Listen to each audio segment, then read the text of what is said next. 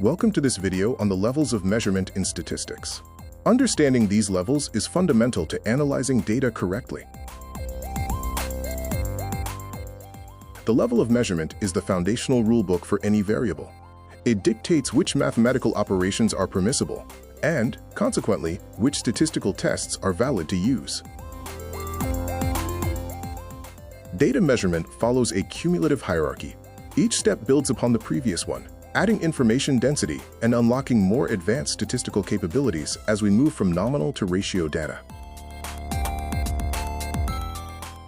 We can broadly classify data into categorical and metric variables.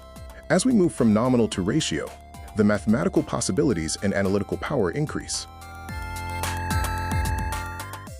Categorical variables are characterized by discrete, limited groups. This umbrella term covers nominal and ordinal scales, representing fixed expressions that may or may not have a natural rank. Level 1 is the nominal scale. This is the lowest level, where data is simply distinguished into distinct categories. There is no logical or meaningful order here, so the presentation is entirely interchangeable.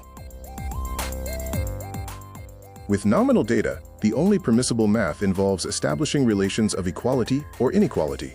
A specific subset, known as dichotomous variables, consists of just two categories, like gender or pass-fail results. Level 2 is the ordinal scale. It includes all the properties of nominal data, but adds a crucial feature, a logical hierarchy or rank order among the categories. Ordinal scales unlock greater than and smaller than comparisons.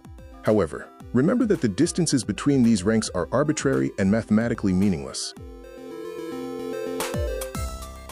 Crossing the threshold from categorical to metric zones means moving into a space where the distances between values are finally calculable and meaningful.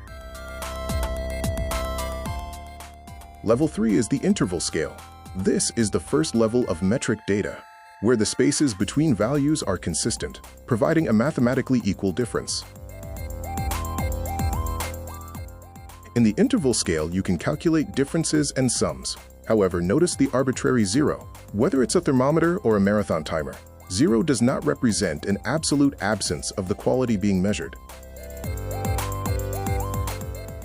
Level 4 is the ratio scale, the highest level of measurement. It possesses meaningful order, equal intervals, and most importantly, a true, absolute zero value, representing the complete absence of equality. Because the ratio scale has a true zero, all arithmetic operations are unlocked, including multiplication and division. This allows for valid comparative statements, such as saying one measurement is twice as large as another. In summary, the architecture of these data levels is strictly cumulative. Higher levels inherently contain all the mathematical properties of the levels below them. This video summarizes the operator matrix. As you transition from categorical to metric variables, the set of allowed mathematical operations strictly expands to include more complex functions. The measurement matrix highlights the distinct characteristics of each level. You can see how we move from basic nominal classifications to the absolute zero found only in ratio data. This quick reference mapping provides common examples for each level, from gender as a nominal variable to physical attributes like weight or age on a ratio scale. View these levels as a foundation for analysis.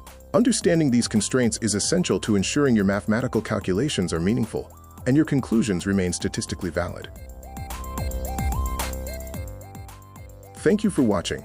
Mastering this rulebook of data will help you unlock more precise and powerful statistical analysis in your future projects.